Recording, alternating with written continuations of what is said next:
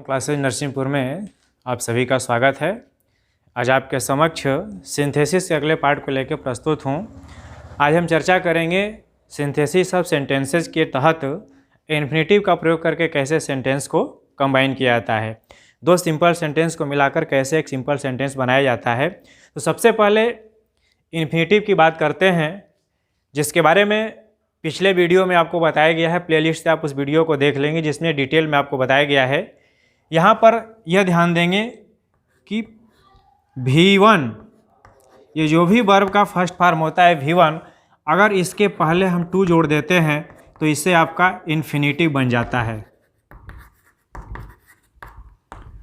और इसकी जब हिंदी में अर्थ की बात करते हैं कि वास्तव में इसमें हिंदी में अर्थ क्या होता है, इन्फिनेटिव का अर्थ निकालने पर आपको मिलता है ना, नी, ने।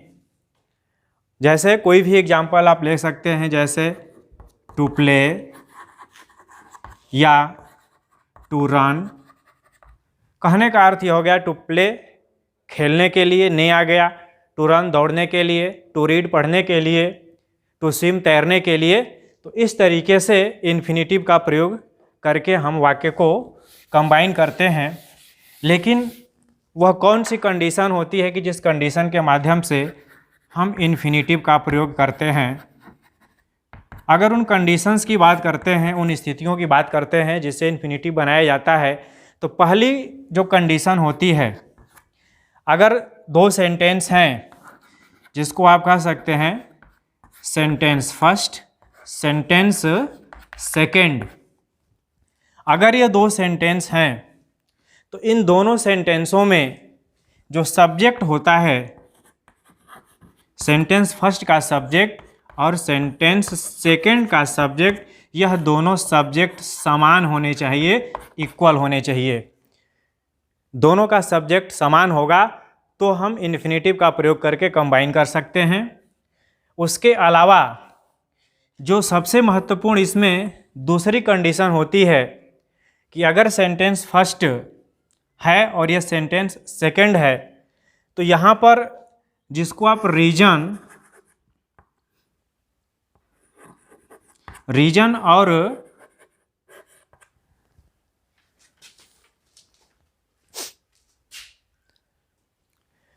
दूसरा जो सबसे महत्वपूर्ण इसमें कंडीशन होता है रीजन और यहाँ रिजल्ट या पर्पज,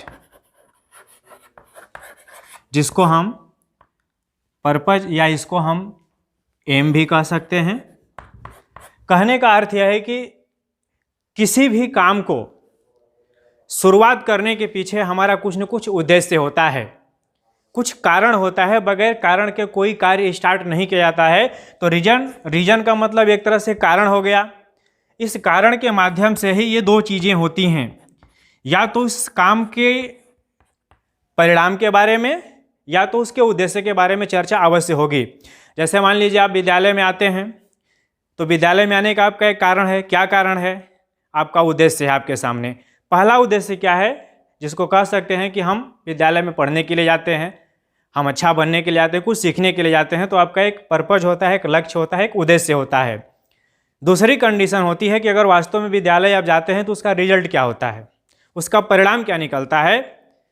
जिंदगी में आप आगे बढ़ते हैं, सफल होते हैं, असफल होते हैं, तो यह कारण निर्धारित करता है कि आप आगे रिजल्ट आपका अच्छा है, आपका उद्देश्य क्या है।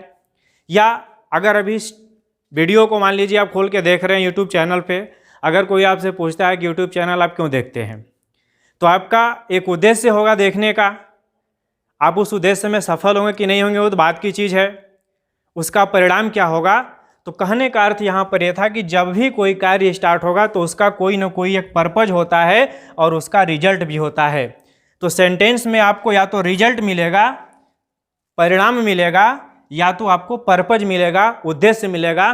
तो अगर यह कंडीशन होती है तो जब भी आप फाइनाइट वर्ब को इन्फिनिटी में कन्वर्ट करेंगे तो उस फाइनाइट वर्ब को आप इन्फिनिटी में कन्वर्ट करेंगे जिसमें रिजल्ट या पर्पज आपको दिखाई दे। रिजल्ट और पर्पज यानी उद्देश्य और परिणाम या उद्देश्य या फल दिखाने वाली फाइनाइट वर्ब को आप इन्फिनिटिव में कन्वर्ट करके कंबाइन करके सेंटेंस को बना सकते हैं। अब एग्जाम्पल के माध्यम से हम देखते हैं कि इसको कैसे कंबाइन करके बनाया जाता है। अब कुछ एग्जाम्पल्स के माध्यम से देखते हैं कि वास्तव में ये किस तरीके से इसको हम कंबाइन कर सकते हैं। पहला एग्जाम्पल आपका है, he watches YouTube channel, he wants to success in the examination.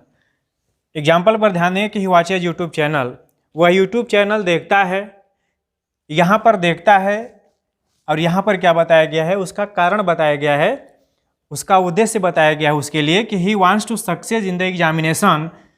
मतलब क्यों देखना चाहता है, he wants to success in the examination, वो परीक्षा में सफल होना चाहता है। तो यहाँ पर शुरू में ही आपको बताया गया कि दो ऐसे वाक्य होंगे और कोई भी कार्य कारण और उसके परिणाम के ऊपर निर्भर करता है।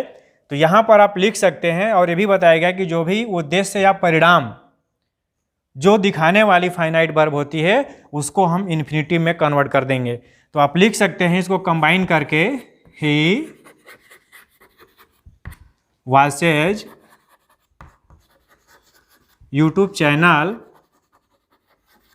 अब ये चीज़ है, डायरेक्ट यहाँ से आप लिख सकते हैं, यहाँ पे दिखा देंगे to success in the examination. इस तरीके से आप इसको कंबाइन करके बना सकते हैं। यहाँ देखते हैं कि ही टूक ए नाइफ, उसने एक चाकू लिया। He wanted to kill the hen, वो मुर्गी को मारना चाहता था। तो ये परिणाम दिखाने वाली वर्ब है। तो इस फाइनाइट वर्ब को आप इन्फिनिटिव में कन्वर्ट कर देंगे। यहाँ आप कंबाइन करके लिखेंगे ही टूक अ नाइफ और यहाँ लिख देंगे टू किल द hen। उसके बाद आगे चलते हैं, ही इज वेरी वीक, वह बहुत कमज़ोर है। ही कैन नॉट वॉक, वो चल नहीं सकता, अर्थात वो टहल नहीं सकता, इतना कमज़ोर है कि व्यक्ति चल नहीं सकता।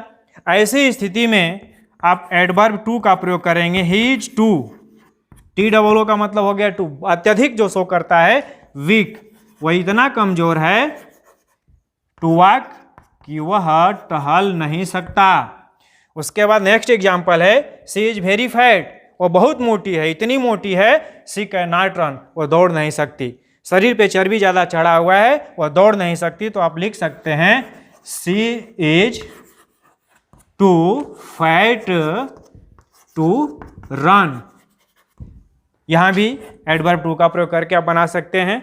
कुछ और एग्जाम्पल्स लिखते हैं कि जिसके माध्यम से और चीज़ें, कुछ एग्जाम्पल्स आपके सामने और दिए गए हैं। और इसको एक्सप्लेन करने से पहले यदि आप इस चैनल पे पहली बार आए हैं तो प्लीज़ आप इसको सब्सक्राइब कीजिए। वीडियो अच्छा लगता है तो इसको लाइक कीजिए और दोस्तों में शेयर कीजिए। कमेंट बॉक्स में अपना सुझाव अवश्य दीजिए। यहाँ पर देखते हैं, he wants to study, he has gone to New Delhi. अगर इस सेंटेंस पर ध्यान देते हैं जो अलग अलग लिखे गए हैं, ही वांट्स टू स्टडी, वह पढ़ना चाहता है। He has gone to New Delhi, इसके लिए न्यू दिल्ली चला गया। तो यहाँ पर ध्यान देते हैं कि सबसे पहले आपको बताया गया कि उद्देश्य या फल दिखाने वाली ही वर्ब, फाइनाइट वर्ब को हम इन्फिनिटिव बनाते हैं। तो फल क्या है, he has gone to New Delhi, वह न्यू दिल्ली गया।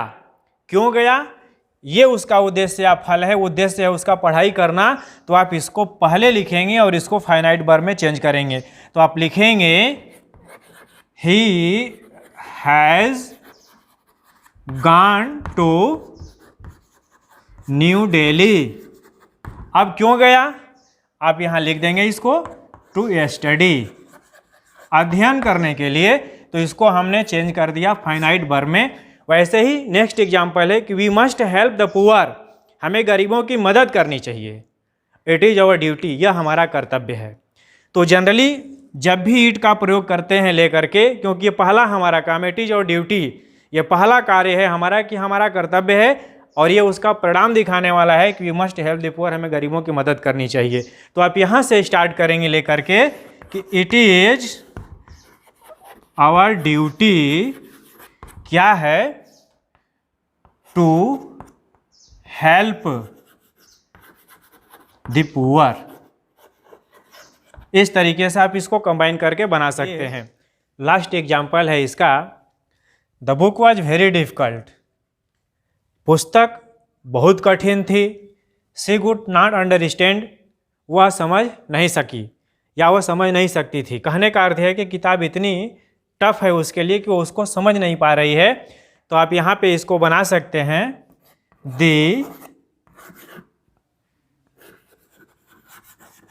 द बुक वाज, चूंकि वेरी का प्रयोग है तो यहाँ पर एडवर्ब टू लिखेंगे, the book was too difficult. अब यहाँ पर ध्यान देंगे सी है और यहाँ पर द बुक, ये सब्जेक्ट अलग है, ये चीज़ अलग है। तो यहाँ पर इस सब्जेक्ट को इस सेंटेंस का ऑब्जेक्ट बना लेंगे। तो जब भी ऑब्जेक्ट बनाएंगे तो सी का ऑब्जेक्टिव रूप में हर का प्रयोग करते हैं। तो आप लिखेंगे the book was too difficult for her, और बाकी आप उतार देंगे इसको आगे, इसको फाइनाइट में कन्वर्ट कर देंगे टू अंडरस्टैंड। इस तरीके से सेंटेंस आपका हुआ the book was too difficult for her to understand, अर्थात उसको समझने के लिए पुस्तक काफ़ी कठिन थी। तो इसका पार्ट ये रहा और इसके अगले पार्ट को लेकर जल्द प्रस्तुत होंगे। धन्यवाद।